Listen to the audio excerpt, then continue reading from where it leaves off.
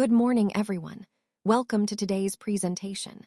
I'm excited to share some important updates with you. Today, we'll be discussing how the GST Council has approved rate rationalization, focusing on benefits for the common man, labor-intensive industries, farmers and agriculture, health, and the key drivers of our economy. Over the next few minutes, we'll explore what this means for all of us and how it aims to support growth and inclusivity. Let's get started. Today, I want to highlight some important changes in the GST rates that will directly benefit everyday consumers.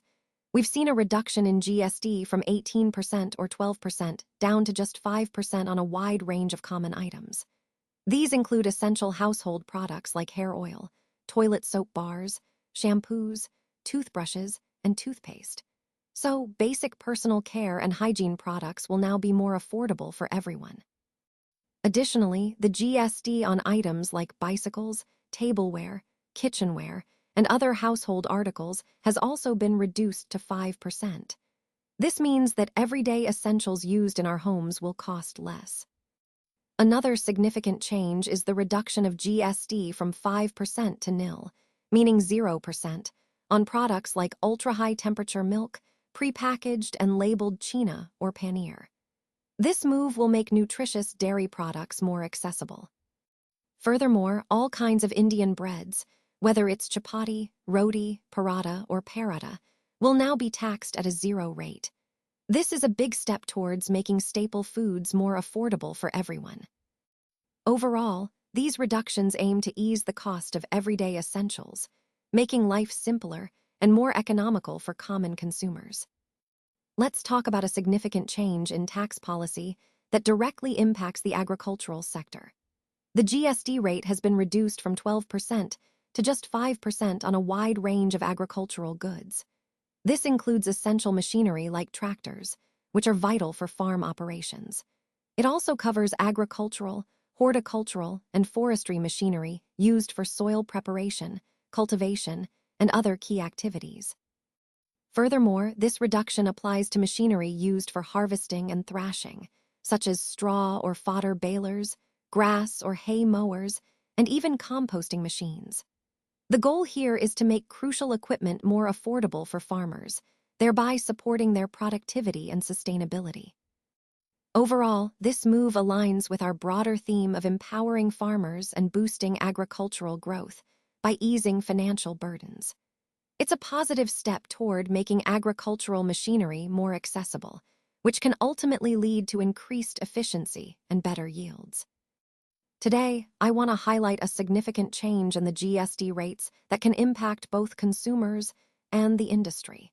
We've seen a reduction in the GST from 28% down to 18% on several key items. This includes air conditioning machines, which are more accessible now due to the lower tax.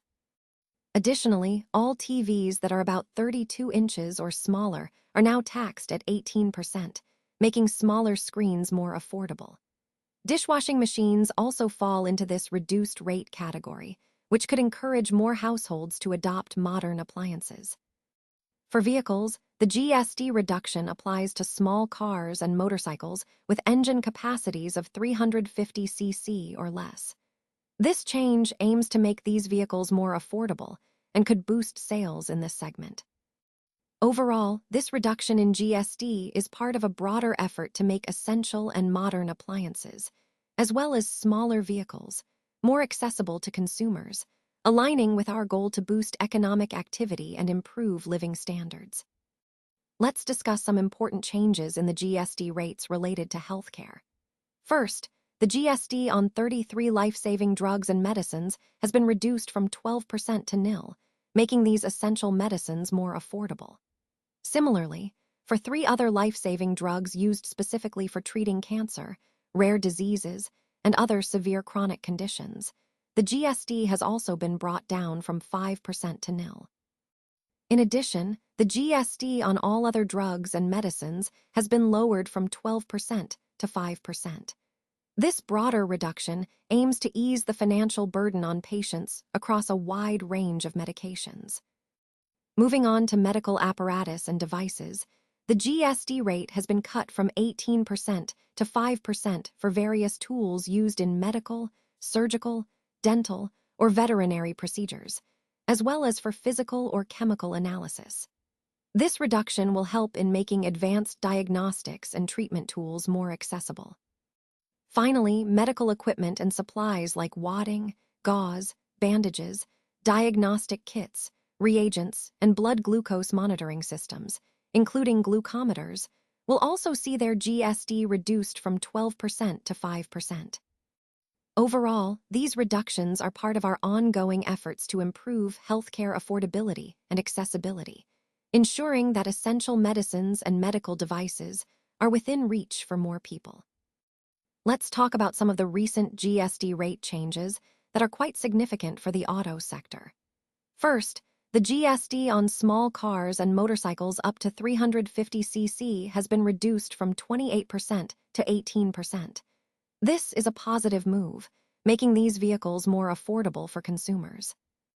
Next, the GST rate on larger vehicles like buses, trucks, and ambulances has also been brought down from 28% to 18%, which can help reduce transportation costs and improve logistics. Another important point is the uniform GST rate of 18% on all auto parts, regardless of their HS code. This simplifies the tax structure and can potentially lower costs for manufacturers and consumers alike. Lastly, for three-wheelers, the GST has been reduced from 28% to 18%, aligning them with other small vehicles. Overall, these changes aim to boost the auto industry by reducing costs, encouraging growth, and making vehicles more accessible. It's a strategic move to support the sector and benefit consumers across the board. Now, moving on to the recommendations regarding the timeline for implementation. The GST Council has suggested that the Goods and Services Tax Appellate Tribunal, or GSTAT, should become operational by the end of September 2025. This means that all necessary preparations and setup should be completed by then to accept appeals. Following that, they aim to start hearing cases before the end of December 2025, ensuring a smooth and timely dispute resolution process. Additionally, there's a clear directive on GST rates for services. The Council recommends that these rates will be implemented starting from September 22, 2025. This timeline aligns with the broader goal of streamlining GST processes and ensuring a structured rollout. Overall, these dates are crucial because they mark the transition towards a more efficient and transparent GST framework, directly connecting to our ongoing efforts to improve compliance and dispute resolution. It's about setting clear deadlines to ensure all stakeholders are prepared for these significant changes.